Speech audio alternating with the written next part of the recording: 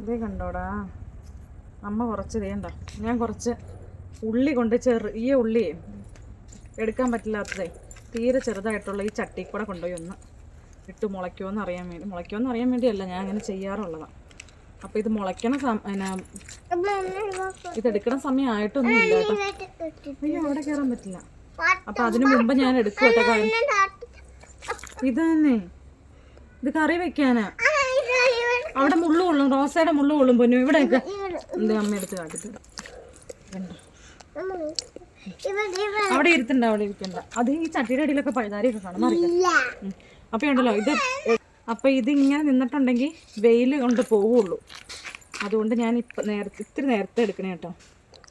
അപ്പം നമുക്ക് വൈകുന്നേരത്തേക്കുള്ള ഒരു കറിയാവും. ഇതെടുക്കുകയും ചെയ്യാം കേട്ടോ. ഈ ഉള്ളിത്തണ്ട് ഇങ്ങനെ ഞാൻ നേരത്തെയൊക്കെ നടുവായിരുന്നു. ഇപ്പോൾ വെയിലായിപ്പന്നെ കേട്ടോ നടാത്തത്. 15 ദിവസത്തിനുള്ളിൽ വിളവെടുക്കാം കേട്ടോ. 15 ദിവസം കൂടുമ്പോൾ വിളവെടുക്കുക. അന്നേരം ഏകദേശമൊക്കെ ഇത്രയും പൊക്കം ഇതുണ്ടോ, ചട്ടി പോകുമ്പോൾ ഇത്രയും പൊക്കമൊക്കെ വരും കേട്ടോ.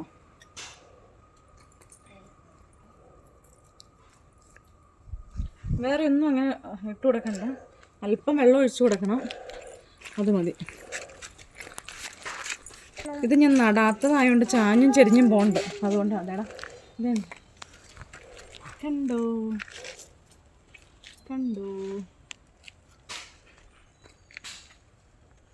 ഇതെൻ്റെ റോസാപ്പൂക്ക്.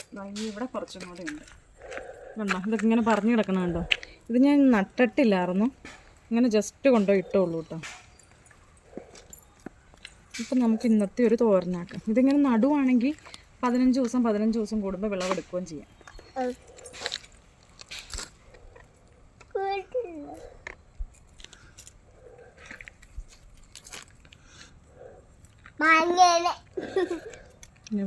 ഇതാണ്ടോ ഇത്രയും തണ്ട് കിട്ടിട്ടോ. ഞാൻ നോക്കിയൊന്നുമില്ല, ജസ്റ്റ് നനയ്ക്കും, അല്ലെങ്കിൽ ശ്രദ്ധിച്ച് നന്നായിട്ട്. ഇത് ഒത്തിരി ആയില്ല കേട്ടോ, നന്നായിട്ട് പൊന്തി വരും.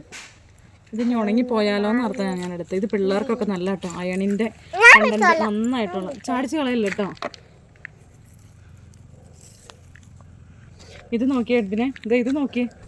ഞാൻ പറമ്പിൽ കൊണ്ടുപോയി നട്ടപ്പേ ഇതുണ്ടായില്ലായിരുന്നു, പാവൽ മുളയ്ക്കണില്ലായിരുന്നു. അതുകൊണ്ട് ഞാൻ ഈ ചട്ടിയിലൊന്നും ഇട്ട് കൊടുത്താൽ ഇതാണ്ടോ. അന്നേരം ചട്ടി മുളച്ചപ്പോൾ ഞാനങ്ങ് ശ്രദ്ധിച്ചില്ല, അതുകൊണ്ട് പറിച്ച് നട്ടോ ഇല്ല കേട്ടോ. ഇങ്ങനത്തെ ഞാൻ എടുത്തോളാം. അപ്പം ഇനി അത് പറിച്ച് നടാനും പറ്റില്ല കണ്ടോ. ഇതാ ഇവിടെയൊക്കെ ഉണ്ടായി വേണ്ട, അതൊക്കെ മുറിക്കാറായില്ല, ആവുമ്പോൾ എടുക്കാം. ഇനി ഇത് പാവൽ പറിച്ച് നട്ടാൽ കണ്ടോ, ഇതിൻ്റെ ഓരോ തണ്ട് പൊട്ടി വേണ്ട. നമ്മുടെ ഈ മുസാന്തയുടെ കാര്യം ഗോവിന്ദ അല്ലേ പൊന്നു. ഇതന്നെ പൊന്നു, മതി. ഇനി എന്നാ അമ്മ പരിപാടി? ഞാൻ ഈ റോസ ഈ ചെടിയും കൂടി ഒന്ന് ഒരുക്കണയാടാ. ഉണങ്ങിയതൊന്ന് കട്ട് ചെയ്ത് ഇട്ടാലുണ്ടല്ലോ, ഒരുക്കിയാലുണ്ടല്ലോ, ഇനി ഇതിൽ ഫ്ലവേഴ്സ് ഉണ്ടായിക്കോളൂ. ഉണ്ടോ, ഇനി ഇതിനുണ്ടതോ.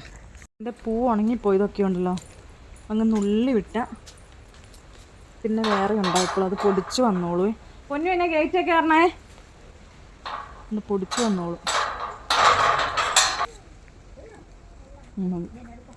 നമുക്ക് കിട്ടിയ ഉള്ളിത്തണ്ടൊന്ന് അരിഞ്ഞെടുക്കുവാണേ.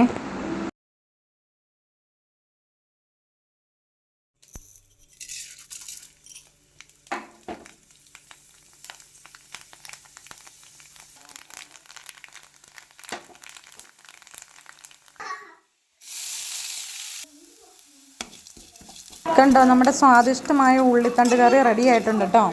അപ്പം നിങ്ങളും ഇങ്ങനെ പൊടിയുള്ളിയൊക്കെ എടുത്ത് ഒന്ന് ട്രൈ ചെയ്ത് നോക്കണം കേട്ടോ.